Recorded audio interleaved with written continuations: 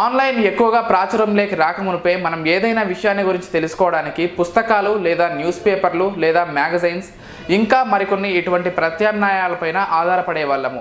అయితే ప్రస్తుతం మనం ఎటువంటి మ్యాటర్ అయినా సరే వెతకడానికి ఎంచుకునే మార్గం ఒక్కటే, అదే గూగుల్ సెర్చ్ ఇంజిన్.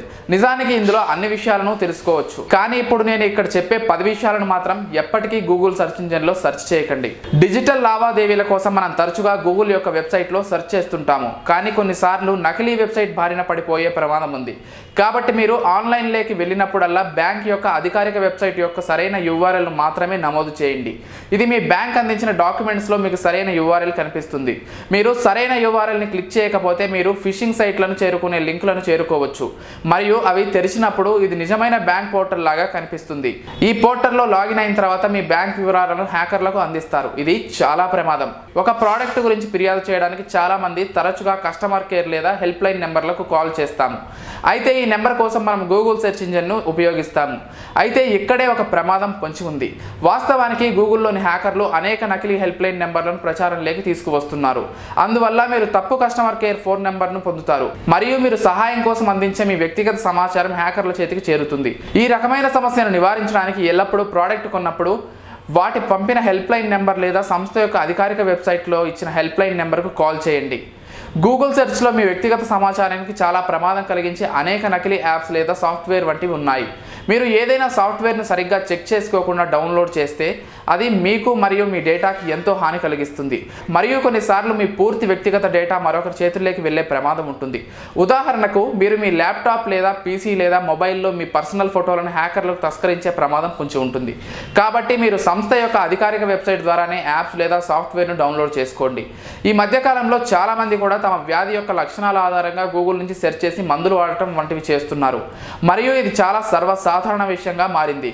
కానీ ఇది చాలా ప్రమాదం. మీరు అనారోగ్యంతో ఉన్నప్పుడు మీ వైద్యుడిని సందర్శించిన తర్వాతనే వారు మీకు సూచించిన మెడిసిన్ తీసుకోవడం అన్ని వేళలా ఉత్తమం. ముఖ్యంగా అన్ని సమయాల్లో మనం గూగుల్లో ఫైనాన్స్ కోసం విశ్వసనీయమైన అడ్వైస్ దొరకదు, ఎందుకంటే అనేకమైన బూటకపు ఫైనాన్స్ సైట్స్ మీ వివరాలను దక్కించుకొని మిమ్మల్ని ఇరకాటంలో పెట్టడానికి ఎదురు చూస్తుంటాయి. కాబట్టి మీ ఆర్థిక లావాదేవీలకు హాని కలిగించే తీవ్రమైన ఆర్థిక లేదా స్టాక్ మార్కెట్ సలహాల కోసం గూగుల్లో సెర్చ్ చేయవద్దు. ఇటీవల కాలంలో గూగుల్లో ఒకరోజు కొంతమంది హ్యాకర్లు నకిలీ వెబ్సైట్లను సృష్టించడం ద్వారా ప్రభుత్వ వెబ్సైట్ను లేదా వెబ్సైట్లను ప్రోత్సహిస్తున్నారు. తద్వారా చాలా మంది ప్రజలు ఈ నకిలీ వెబ్సైట్లకు బలైపోతున్నారు. అందుకే ప్రభుత్వ వెబ్సైట్ goc.nic.in వంటి వాటిని గమనించి ఎంచుకోండి. సోషల్ మీడియా సైట్లను హ్యాకర్లు సులభంగా లక్ష్యం చేసుకోవచ్చు, కాబట్టి సోషల్ మీడియా వెబ్సైట్ను తెరవడానికి సరైన URL మాత్రమే నమోదు చేయండి. షాపింగ్ కోసం ఈ-కామర్స్ వెబ్సైట్లలో ఎక్కువగా మనం సమయాన్ని వెచ్చిస్తుంటాము, మరియు ఇందుకోసం మన పూర్తి వివరాలు అనగా మన బ్యాంక్ అకౌంట్, క్రెడిట్ కార్డు వంటి వాటిని కూడా నమోదు చేయాల్సి ఉంటుంది. ఒకవేళ మీ వివరాలను హ్యాకర్ సృష్టించిన డూప్లికేట్ వెబ్సైట్లో కనుక మీరు ఉంచితే మీ బ్యాంక్ వివరాలు, చిరునామాలు మొదలైనవి లీక్ అవుతాయి.